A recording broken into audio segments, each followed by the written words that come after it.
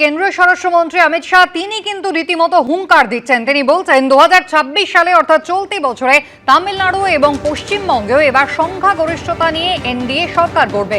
2024 সাল থেকে টানা জয় পেয়েছে বিজেপি এনডিএ জোট। হরিয়ানায় তৃতীয়বার জয় পেয়েছে বিজেপি এনডিএ জোট। আর এবার তামিলনাড়ু পশ্চিমবঙ্গের পালা।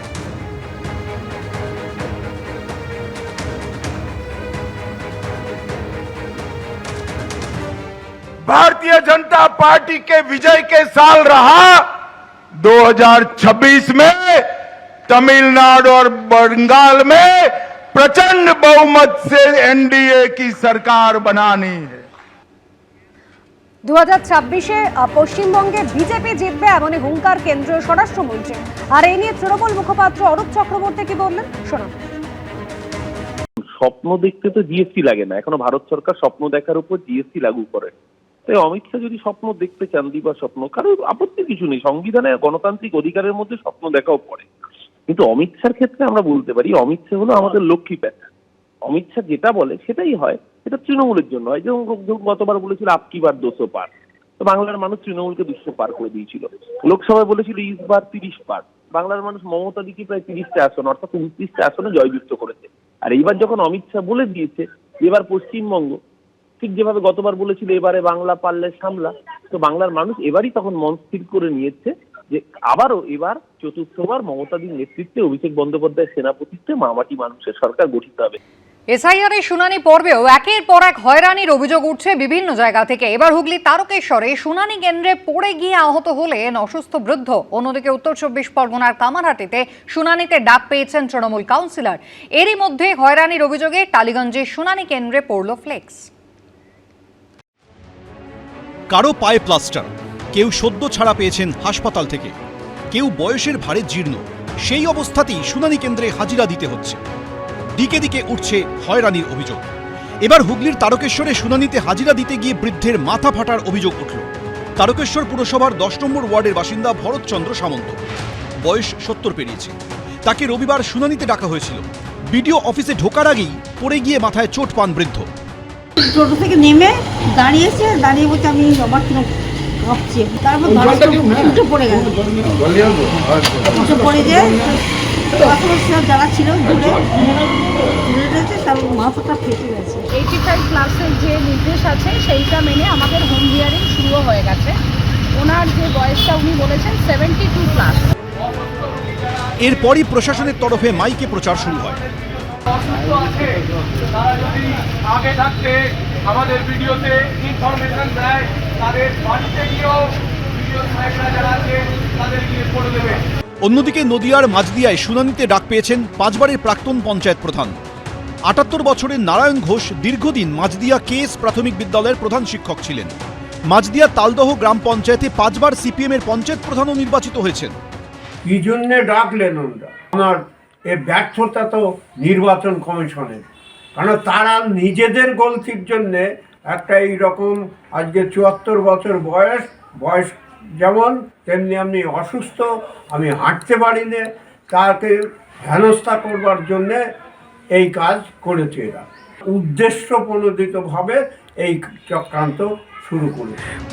উত্তর 24 পরগনার কামারহাটিতে আবার শুনানিতে ডাক পেয়েছেন তৃণমূলের কাউন্সিলর। কামারহাটির 24 নম্বর ওয়ার্ডের কাউন্সিলর বিমল সাহা। তার দাবি 2000 সাল থেকে 5 বার ভোটে প্রতিদ্বন্দ্বিতা করেছেন। 2015 এবং 2022 সালে জিতে 2 বার কাউন্সিলর হয়েছেন, অথচ নিজের এবং পরিবারের কারো নাম নেই 2002 এর তালিকায়। 2002 সালে আমার ভোটার তালিকায় নাম দেখতে পেলাম না, অথচ আমি 2000 সালে সর্বভারতীয় তৃণমূল কংগ্রেসের প্রার্থী ছিলাম। কিন্তু গতকাল আবার দেখছি নির্বাচন দপ্তর থেকে যে আমাকে একটা হিয়ারিংয়ের চিঠি ধরিয়ে দিয়েছে, এবং এই হিয়ারিংয়ের চিঠি ধরাতেই আমি আবার দুশ্চিন্তার মধ্যে পড়লাম এবং বারবার কেন নির্বাচন দপ্তর এ ধরনের খামখেয়ালির মতো জিনিসগুলো করছে। যতদূর যেতে হয় এর জন্য আমি যাব। ইলেকশন কমিশনের নাম শুনলেই তৃণমূল কংগ্রেসের নেতাকর্মীদের রাতের ঘুম উড়ে যাচ্ছে। হিয়ারিং হয়েছে, তাতে অসুবিধাটা কোথায়? উপযুক্ত নথি নিয়ে হিয়ারিংয়ে পার্টিসিপেট করলেই তো একজন জনপ্রতিনিধি হিসেবে ওনার দায়িত্ব। ওনার শুধু নয়, ওনার পরিবারের বলে নয়, ওনার পাশের বাড়িরও যদি কারোর অসুবিধে হয় ওনাকে সহযোগিতা করা উচিত। ইচ্ছাকৃতভাবে নাম বাদ দেওয়ার চক্রান্ত ও হয়রানির অভিযোগ তুলে লাগাতার আক্রমণ শানাচ্ছে তৃণমূল। এই আবহে টালিগঞ্জ আইটিআই কলেজের শুনানি কেন্দ্রে এই ফ্লেক্স পড়ল, যাতে লেখা রয়েছে, যারা হয়রানির লাইনে দাঁড় করালো তাদের ভোটের লাইনে উত্তর দেবেন তো। কারা এই ফ্লেক্স দিয়েছে তার অবশ্য কোনো উল্লেখ নেই। তলায় কি আমাদের তো নাম লেখা নেই। দেখুন, এটা একটা সাধারণ মানুষের কল। অফিসিয়াল যদি কিছু দিকতো লেখা থাকতো তৃণমূল কংগ্রেস, মানুষ ছাত্র তারাই লাগিয়েছে, তারা হয়রানি শিকার হচ্ছে, তারা সবাই একজোট হতে চাইছে এক জায়গায়। তৃণমূল কংগ্রেস মরিয়া হয়ে গেছে, হতাশা থেকে, পরাজয়ের আশঙ্কা থেকে তারা এই কাজ করছে।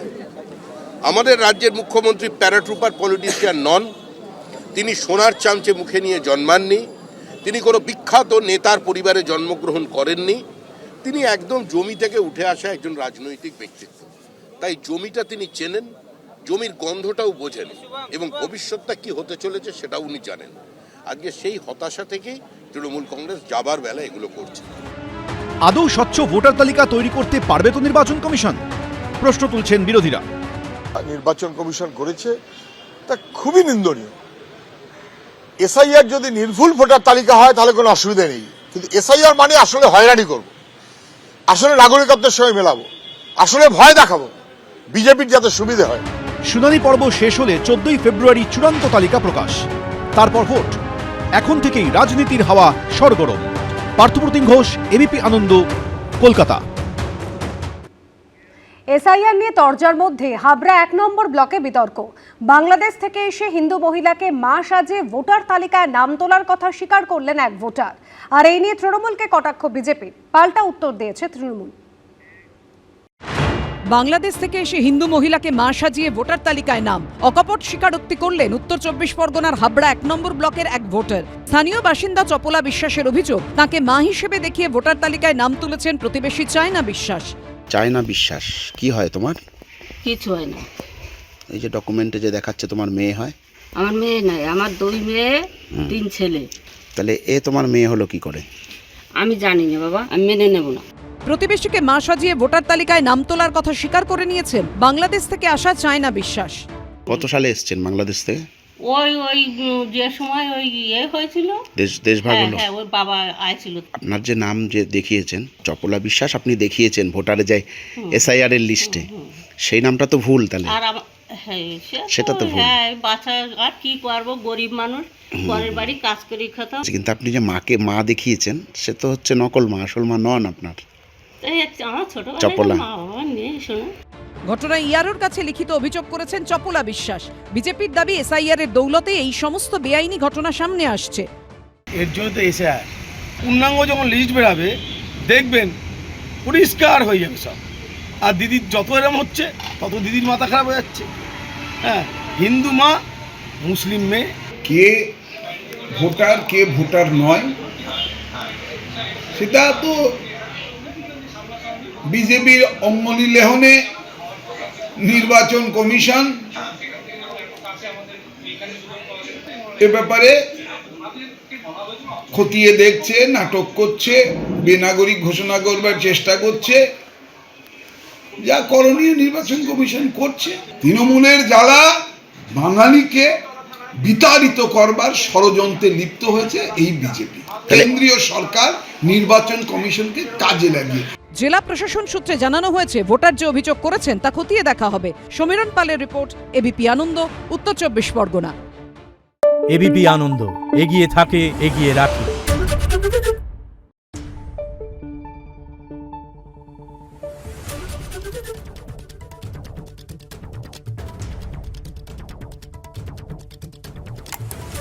Thank you.